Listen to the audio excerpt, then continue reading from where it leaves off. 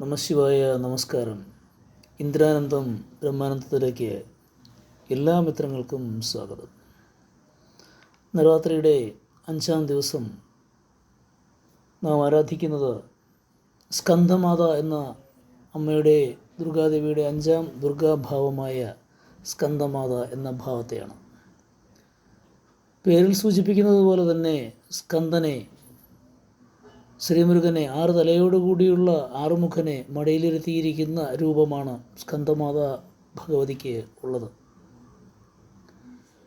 അതുകൊണ്ട് തന്നെ ഇന്ന് അമ്മമാരുടെ ദിവസം എന്ന് നമുക്ക് പറയാം. അമ്മമാർക്കെല്ലാം തന്നെ മാതൃഭാവത്തിലുള്ള അമ്മയാണ് സ്കന്ദമാത. അമ്മമാരുടെ പ്രാർത്ഥന കേൾക്കുന്ന അമ്മ, അമ്മമാർക്ക് മക്കൾക്ക് വേണ്ടി പ്രാർത്ഥിക്കാവുന്ന ഒരു ദിവസമാണ്. അഭീഷ്ടവരദായിനിയാണ്. ഏത് വരം ചോദിച്ചാലും നൽകുന്ന ഭാവമാണ് സ്കന്ദമാത ദേവിക്ക് ഉള്ളത്. ഇതിന് അമ്മ സിംഹാരൂഢയാണ്. സിംഹത്തിൻ്റെ പുറത്തിരിക്കുന്ന അമ്മ കൈകളിൽ താമരപ്പൂവുകളാണ് ധരിച്ചിരിക്കുന്നത്. അമ്മയെ പൂജിക്കുന്നത് വഴി ഐശ്വര്യത്തിൻ്റെ ദേവത, ഐശ്വര്യത്തിൻ്റെ പ്രതീകമാണ് സ്കന്ദമാതാ ദേവി.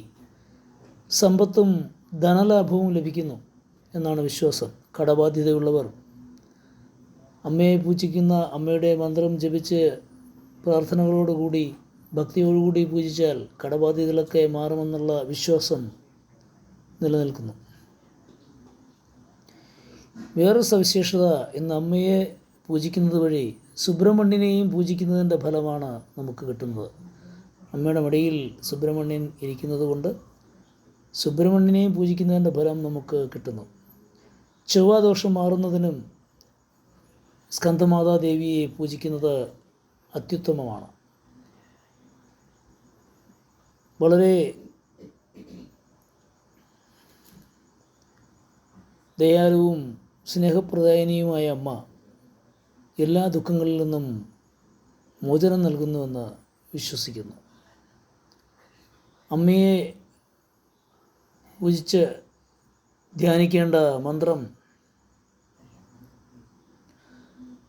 സിംഹാസനഗതാ നിത്യം പത്മാശ്രിതകരദ്വയ ശുഭദാസ്തു സദാ ദേവി സ്കന്ദമാതാ യശസ്വിനി. ഈ മന്ത്രം ഭക്തിയോടുകൂടി വ്രത അനുഷ്ഠാനങ്ങളോടുകൂടി ജപിച്ചാൽ അമ്മ എല്ലാ ആഗ്രഹവും സഫലീകരിക്കുമെന്ന് വിശ്വസിക്കപ്പെടുന്നു. എല്ലാവർക്കും ഒന്നുകൂടി നവരാത്രി ആശംസകൾ നേരുന്നു. ഗുരുപാദാരവിന്ദങ്ങളിൽ സമർപ്പിക്കുന്നു. എല്ലാ മിത്രങ്ങൾക്കും ശുഭസുദിനം.